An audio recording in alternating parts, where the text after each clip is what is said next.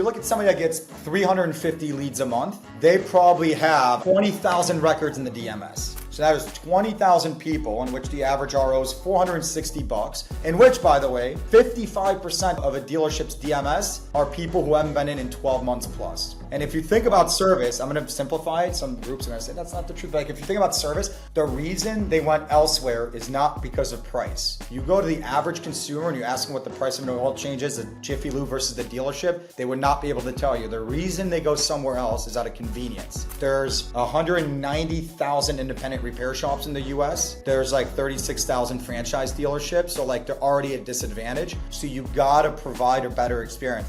Today, I'm joined by Art Dessein, Vice President of Sales at Impel. Car shoppers are drowning in dealership messages, sales events, service reminders, and endless blasts that are blurring all together, and that's why Art's message on this podcast cuts through the noise. Send fewer messages and sell more cars. It sounds counterintuitive, but it's not. We also dive into the real pulse on AI in auto retail, what dealers are actually asking, and where the conversation is heading. A big thank you to our sponsors for making today's episode possible: Wide Whale, Experian, and of course, Impel. And now let's get into the show. Arthur Dessein on the CDG podcast. Arthur, welcome. Yeah, thank you. Thanks for having me, Yossi. Appreciate it. You're all traveled out, huh? NAMAD, you've been all across the coast the past couple of days. Past couple of weeks, yeah, for a straight 2 weeks. So hopefully I got enough energy to get through this 30, 40 minutes. How efficient are you in the conferences? Like, how do you handle that? I'm pretty efficient. I mean, I got a good process in place. Yeah, from checking in, getting all the suits and shirts pressed, and making it on time, and flights. One thing you can't control are flights, but thankfully, actually, interesting story. My first time ever I missed a flight on the way to NAMAD was because the flight, the airline's called Breeze. It's kind of a new airline. I don't know if you've ever flown it. But it does like direct flights from secondary, tertiary cities, but they left 30 minutes early. Early. And I get to the airport exactly at the same time, which is 10 minutes before my boarding starts. That's how I get to the airport. Yeah. And by the time I got to the gate, no flight even on the jet bridge. So I'm thinking I'm too early, but apparently I decided to leave 30 minutes early because they get rewarded by landing early at the secondary airport. So they're like, we'll leave Art behind. He doesn't need to come on the flight. Let's leave to Delta, but didn't miss any part of NAMAD, so it was good. That's incredible. Have you figured out how to travel with a suit without it getting wrinkled? Have you figured that out? Yeah. I mean, no, not really. I mean, unless you like hang your jacket, right? And sometimes like they won't let you hang it and stuff like that. But hopefully you can wear the suit, after you land and not necessarily on the plane. I try not to wear a suit on the plane because you never know. Planes sometimes are like 90 degrees or you're in like the middle seat. You just never know. Well, dude, you're When I thought about this podcast, it reminded me of my friend. I have a friend that calls me like a human RSS feed for the auto industry. And I sort of see people in your positions, right? So you lead revenue at Impel, right? Leading AI company in auto retail.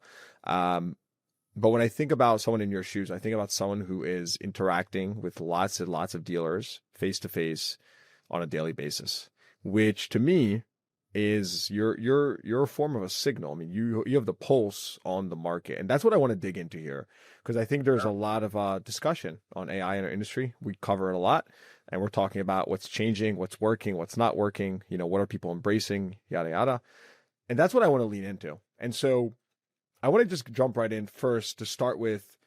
Give us a overview of, from your perspective, the state of AI within dealerships. You can tell us a little bit about what Impel is doing, which I'm sure most people listening have, heard of Impel, but I want to understand, what is Impel working on, and how is that working within dealerships today? Yeah. So I'll give you a distilled version of not only my perspective, but our perspective, which is, like 7, 8 years ago, 9 years ago, there was a couple of AI players, not generative AI, but certainly AI players that were in automotive. I think a lot of dealerships got burned. I think a lot of dealerships realized it wasn't true AI. I mean, it was AI, but in a different way that people now expect AI to be, which is, these large language models and this agentic AI. But so I think a lot of them had this bad taste in their mouth. And similar, in automotive, there seems to be every 2 to 3 years an acronym that everybody latches onto. So you remember digital retailing, nobody really I talks love that acronym. My favorite. CDP kind of had that. Like now you still are kind of seeing a lot of groups trying to push into establishing a CDP, but that's kind of like this kind of thing. And AI had that. So now I think now we're at this kind of period, this threshold where there's some groups that think AI is this kind of fad, this kind of acronym. It's overblown. We think that actually they're probably undervaluing the power of AI. I mean, if you look at even the publicly traded companies, right? NVIDIA is worth $4.5 trillion or something like that. OpenAI just raised funds at $500 billion. So like this technology is really, really helping like these big Fortune 500 organizations. Probably not as much as one would think. It does have some huge implications in terms of operational efficiencies and making people a lot more efficient. But we now are seeing kind of this shift in dealership groups actually seeing, you know what? I actually do need AI. And not only for communication, but also for data management, processing, synthesizing, and also like predicting next steps, predicting behavior. And so we're now seeing probably over the course of the last 5.5 months, a lot more dealership groups leaning a lot more heavily. So we saw this kind of 5-6 years ago, AI was burnt. Then about 2 years ago, there was a lot of momentum with NVIDIA in the stock market and ChatGPT coming out. And then it waned, we thought, like about a year and a half ago for like 6 months. And now it's picking up steam again. And mainly driven by these kind of agentic AI applications. Okay, why are dealers asking you for AI? Is it just because their competitors using as a product, or is there a problem they're trying to solve? Like, what does that mean to dealers? Yeah, I mean, the most like superficial view is that you hear it all the time. So of course you got to ask for it. Right? You can't turn on a news channel without hearing about it. I think. Okay, so there's a cohort of dealers who just like hear AI and I need AI. You need it, right? You don't want like FOMO, right? You don't want to miss. You don't want to miss. Yeah, FOMO. You don't want to fall behind. Which that I would assume that's at least some cohort of people. So that makes sense. That's human nature. Yeah, it's like saying, why'd you invest? You ask people, why'd you invest in Bitcoin? Most of it's like, well, you just saw a lot of news cycles on it, so I invested. I don't want to vote. I mean, that's the same. It's a parallel, right? It's the same. They don't really know why. They don't actually know the underlying reason why they did it. But then there's another cohort, which is like they're looking at their operations, and there's a ton of deficiencies and inefficiencies, both in variable and fixed. And a lot of it is driven by like human error and human issues. Like the scale in which, like, even if you look at the number of leads they get or number of records they have in the DMS for service, it's a gargantuan amount, and it's really hard for them to do stuff without automation in place, or at least be a lot more successful. So there's a lot more dealerships now trying to do a lot more with less. And, Gen AI and agentic AI applications are meant to do just that, right? Like extract all the efficiencies you possibly can extract and do things that even if you hired 5,000 people, you couldn't do. Okay, those dealers that are looking for specific applications, are they looking to become more efficient? Are they looking to replace talent and employees? What are they looking for? What are they asking you for? Yeah, so I think there's a cohort that's looking for, hey, we need to do more with less. There's some that are like, hey, we got to sell more cars, or we have to service more cars, but we can't take the additional expenditures that it might take to hire like we used to. Right? It's pretty costly. And the output of that human labor is like diminishing returns, right? Like even like think about if you had 1,000 leads, if you had 500 BDC agents or 100 BDC agents handling those leads, you're probably not getting the same value for the additional 400 BDC agents. There's also this timidity around like saying, yes, like, can it replace people? And so there's two sets of thought. There's two mindsets, which is no, people are safe. It's just going to make them better. I have a different perspective. I think, yeah, it should certainly replace people, right? If it's doing and look at how far it's come in the evolution of it just in the last 2 years and what it was able to do. Like ChatGPT, when it was released, was great. You could plug in something, you get an output. Now you can go in and say, use ChatGPT, for instance, use the agentic AI capabilities, and it can actually book reservations, book flights for you. You can set it to connect with Gmail or Excel, and it can actually execute on tasks. So of course it's going to replace people, but there's also this fallacy called the lump of labor fallacy, which they think like technology will come in and completely eradicate that position in which the person will be left out of a job. That's not really the case.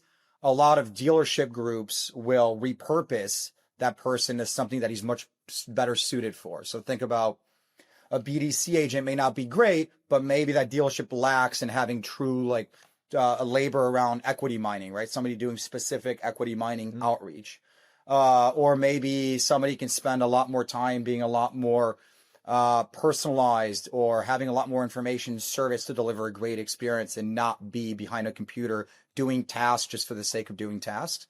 That's kind of our vision. Is we think there's dealers that want it for operational efficiencies. We think there's dealers that want it to kind of do more with less. And then we think that dealers are just trying to potentially, use AI to cut SG&A. Are you seeing, or which one are you seeing more of? Are you seeing, G&A, or where are you seeing the most demand ultimately and impact? Yeah, right now I think it's still more towards, hey, we need to drive more efficiencies, right? And you look at the variable side, right? I'll pick on the variable side and then we're going to fix. But even on the variable side, think about the introduction of BDCs. So BDCs were introduced, which is essentially an additional layer of people who almost interfere between the dealership personnel, the sales rep, and the customer, because most BDCs hand it off to the sales rep. So now there's this additional layer that the consumer's got to talk to before he can purchase a car. But like the closing rates aren't any necessarily higher, right? They're almost the same. So you've introduced this huge call center, and the customer has to talk to yet another person before he can buy the car. But the outcome is the same for the dealership. And so there's a lot of groups that are still looking at using AI to reduce some of the overhead that they have, especially on the variable side. On the fixed side, there's a lot more focus on the customer experience. Like when you look at service, they don't have BDCs that are overstaffed, right? They can barely keep up with the inbound phone calls that are coming in, much less doing the outbound work that's necessary to try to retain a client. So I think on the service side, more of them are leaning towards using AI to do personalized outreach that's actually effective to compete with the independent repair shops, which is really who they're competing with. They're not necessarily competing with Correct. the dealerships. And on the variable side, they're competing with the other dealership down the street. This episode is brought to you by Widewell, making reputation management effortless. If you've tried things like bonuses or QR codes to get more reviews at your dealership and still feel stuck, you're not alone. These tactics often fall flat, but that's where Widewell comes in. Their platform automates the review process by integrating directly with your DMS. No manual follow-up needed, and every review is handled by their expert US-based response team, so each review gets a custom response in less than 24 hours. Want real insights instead of guesswork? With voice of the customer analytics, Widewell uses AI to turn raw customer feedback into clear operational insights, so you know exactly what to fix and where to focus. And here's a special offer just for CDG listeners. Get 3 months of review response services free when you purchase the Widewell platform. That's 3 months free. So go to widewell.com/CDG to book a demo. That's WIDEWAIL.com/CDG, or click the link in the show notes below. So very specific question, Arthur. If you were today to acquire a dealership and you had to implement your first AI tool, what would you implement? Like, what's that first thing you go to bring added value immediately? Easy. Service. Service is probably the single largest opportunity for a dealership, and it's easier. Like, think about the amount of energy, time, money, people they throw at variable, right? Like most of the GMs come from the variable side, so they're of course Right. they're over-indexing on variable. But so if you think on the variable side, like, you spend a lot of money to just sell the car once, right? And the person comes in, they give you, so say you own a dealership, Yossi, and I come in and I give you $70,000 for a Jeep Cherokee now these days, right? And I drive away. If I trusted in giving you $70,000, like you're losing me as a customer for service if you can't retain me. And if you look at the number of records in the DMS, it's about 60 times greater. So the number of customer records in the DMS is 60 times greater than the number of internet leads they get. But the mind share allocated to service is like 10%. So they're spending like 90% of their energy on variable, 10% on fixed. And so we think AI is like perfect for service, because the problem with service is the scale of outreach that's needed isn't doable by people, right? So like, again, I'll go back to the internet leads. If you get 500 internet leads, most dealerships would say they aren't doing long-term follow-up correctly, right? They're not responding fast enough. They're not giving the personalized touch. And that's just with 500 internet leads. For service, remember, they're going to have 60x the volume, and that person is going to own the car for 3, 4, 5, 6 years. And so every year they got to reach out to those consumers several times. So the scale in which the outreach is needed isn't there. And then you have other things like, like think about their service scheduling. Like that's a huge point of friction. So I don't know if you've serviced your car like a regular Very consumer. familiar. But if you look at any of like, there's only two ways to schedule service right now, right? You call the dealership and you schedule service, or you go online to their website and you go through the service scheduler. So I'm going to ask you a question. Do you know what the abandonment rate, so the people that start out trying to schedule their car on their service scheduler, what percentage defect or abandon it before completing it on average? I'm going to guess like 75%. Yeah, it's like 81%. Oh, wow. Right. Look at that. So about an 81%. I swear, by the way, that was a total. I was going to say 90, but I was like, it's probably too high. So let's go 75. Yeah. But isn't that crazy? Like out of all. Well, it makes sense because I've tested those service schedulers, the online ones, and they're not friendly. They don't list all the work you need, or it's like, misclassified and it's coded like within a DMS, right? Yeah, they yeah. have like, like lube oil filter, but it says like LOF. It's like, what the hell, I'm a customer. I don't know what the LOF is. You know what I mean? So it's just it's not user friendly at all. Yeah, and here's the problem, right? Like most people in the dealer world, in the automotive world, like that's their language, so they can't put themselves in the consumer's shoes. And also, the average number of clicks to schedule service is like 21 clicks. And if you've ever known the adage of like form fills, is like every single additional field that you have drops the conversion by 50%. And so like you have this huge drop off rate in service. So look, you go in, you schedule service. All the marketing that goes out there is to convince them to either call you or schedule service online. So even if the piece of marketing that you're doing works, 80% is ineffective because the person can't figure out what to do on the service scheduler. So you know what they do? Like half of them end up going to Jiffy Lube down the street, right? Because it's like 15 minutes, don't get out of your car, oil change.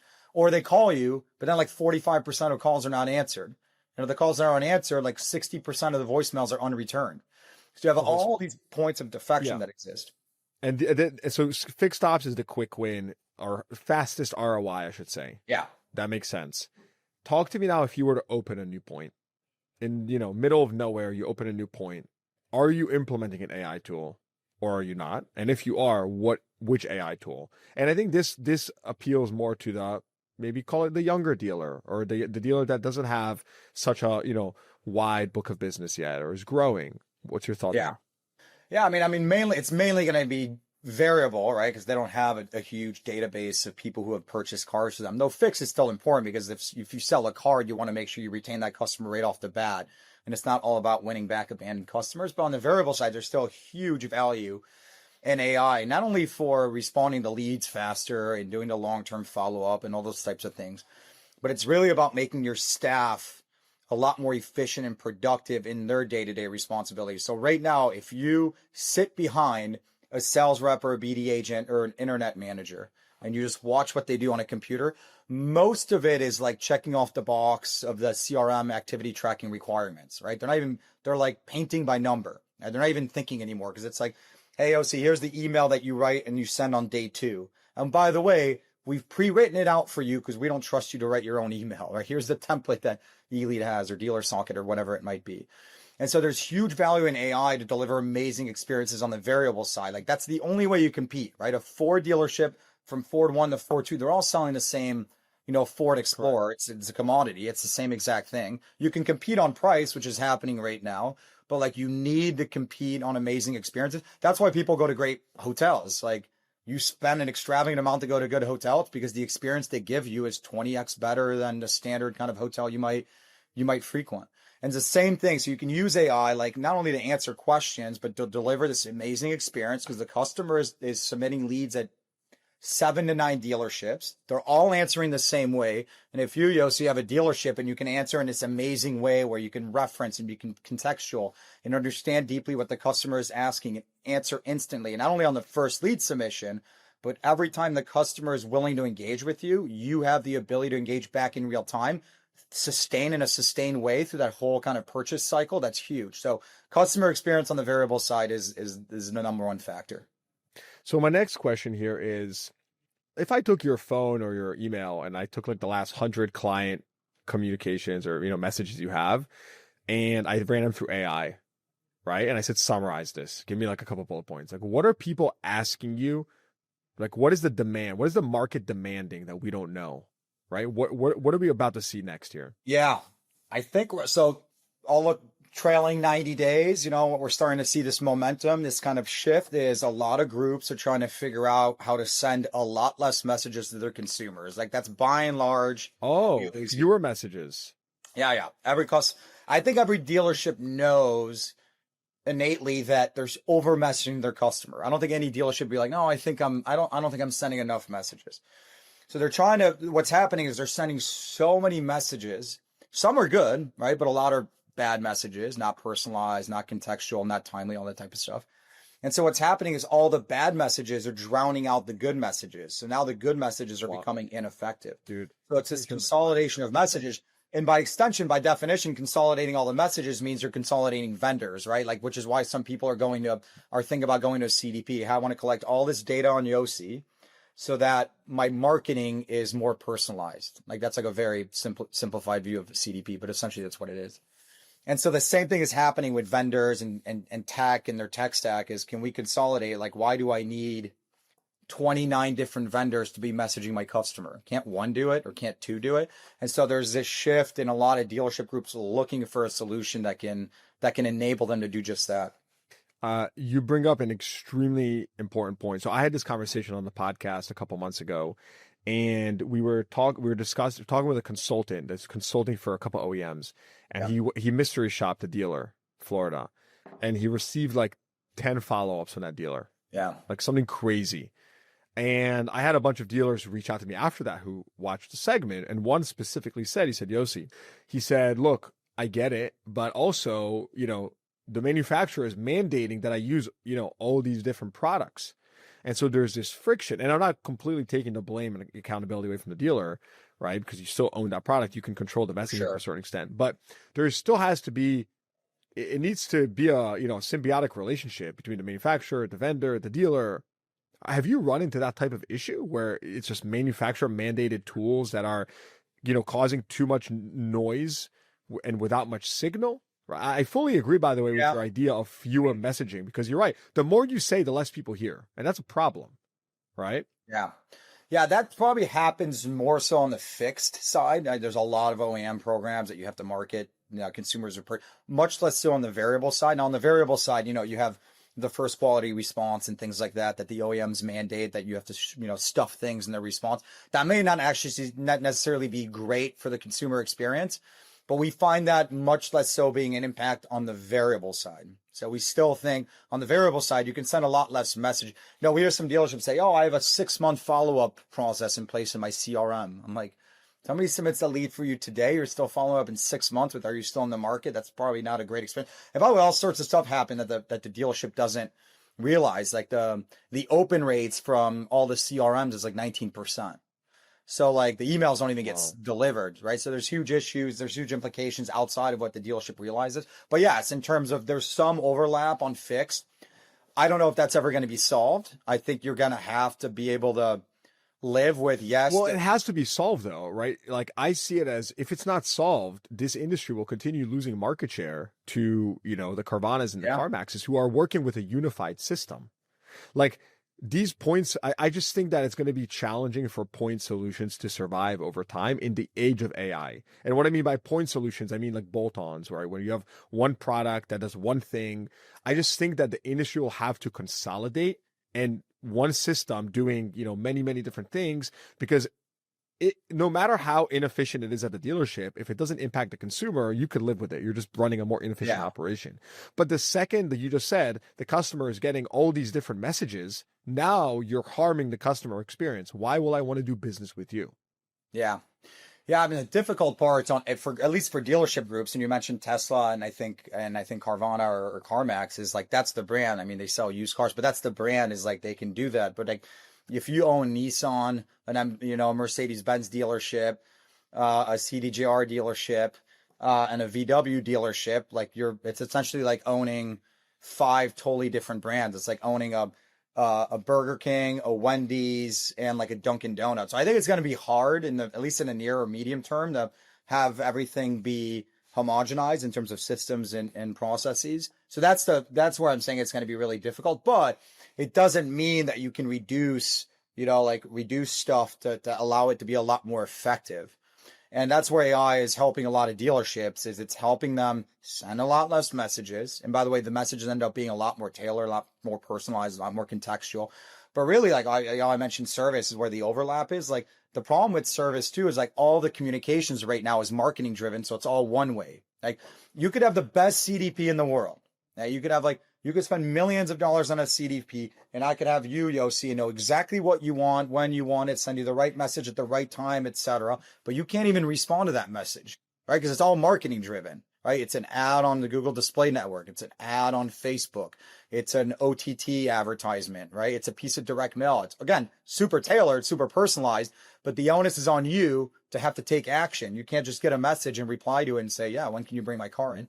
So we think that's a huge missing element right now, is like this need for two-way. Consumers are used to now, like ChatGPT. They're used to like instant gratification, instant communication. They can get the information like that.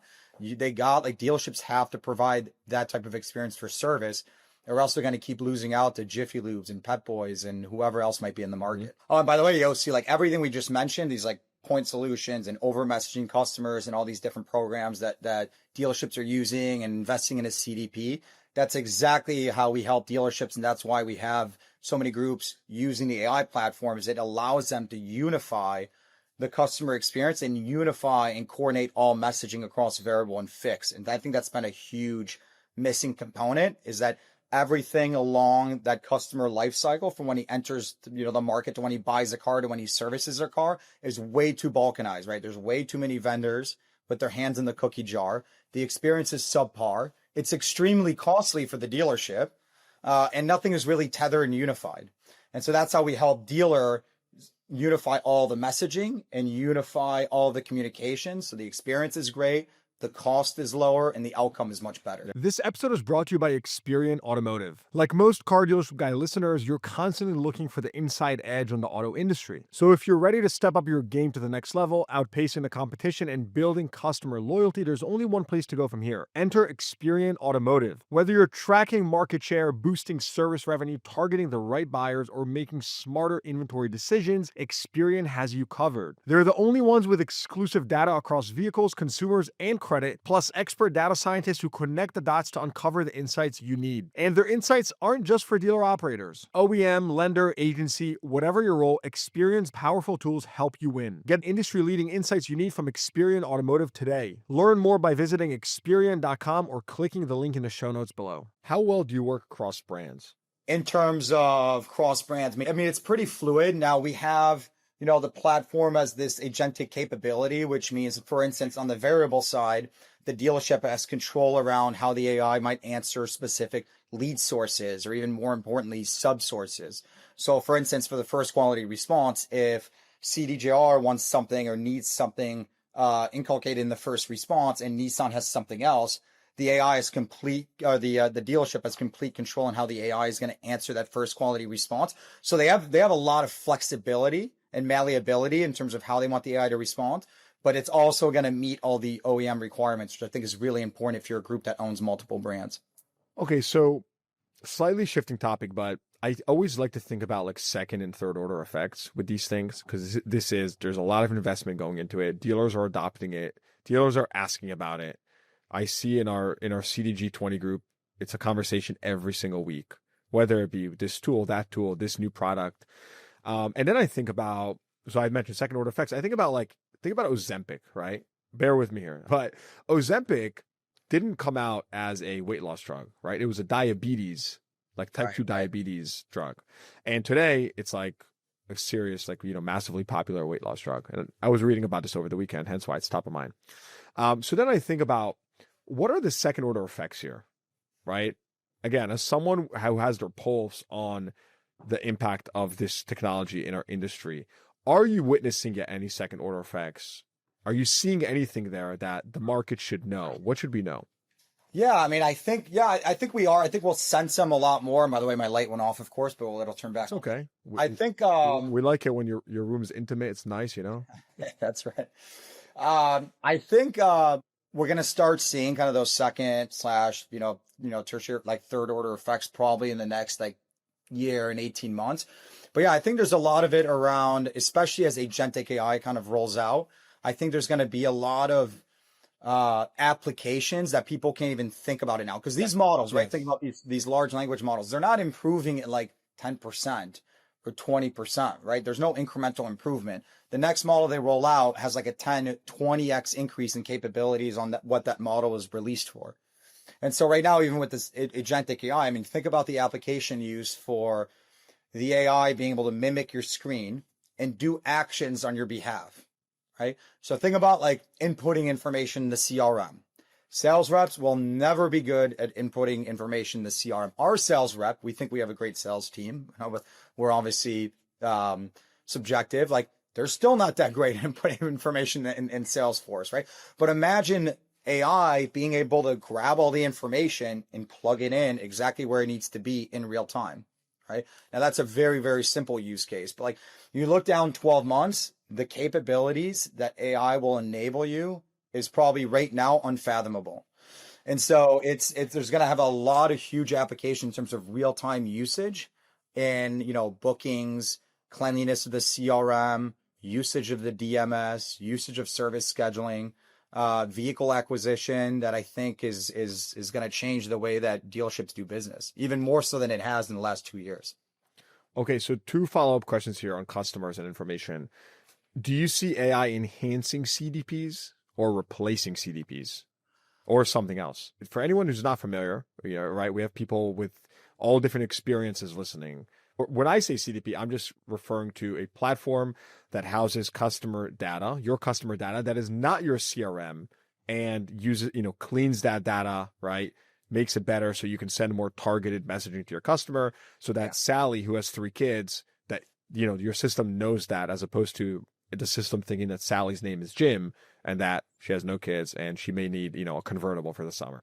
That's like the basics of what I'm saying. Does AI kill that? Does it enhance that or something else? I think right now it doesn't kill it, right? Because AI can go in, fetch a lot of information very quickly from a lot of disparate systems, right? Which is essentially what the CDP does. I think what the CDP does is you're right, is it just collects all the information on you, the consumer, so that you can make better, faster decisions.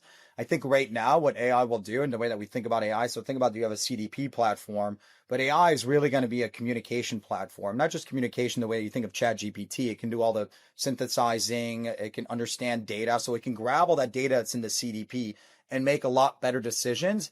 And then the last mile being the communication, it can actually communicate a lot more effectively.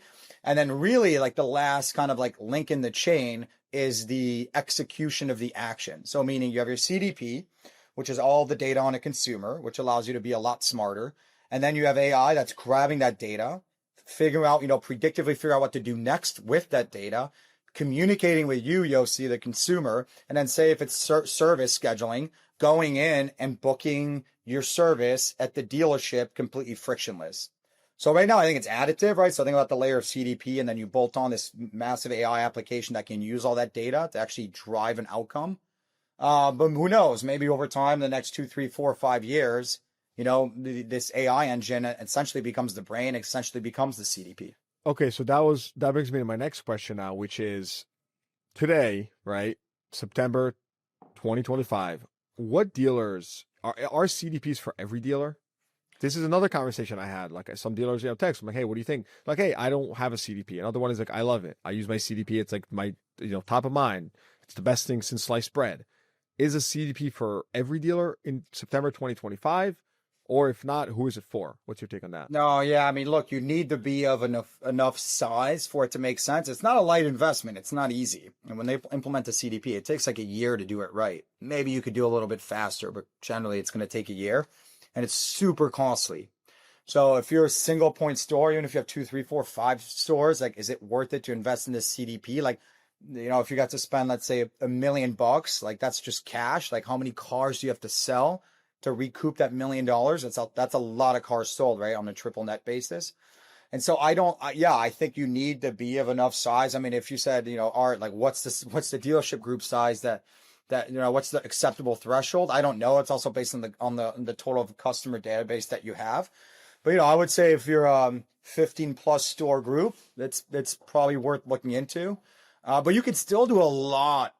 You could still do a lot better with all the data that already exists in your CRM and in your DMS without investing heavily into a CDP, right? You can extract a lot more efficiencies, a lot better outcomes with all the data in those two systems to move the needle.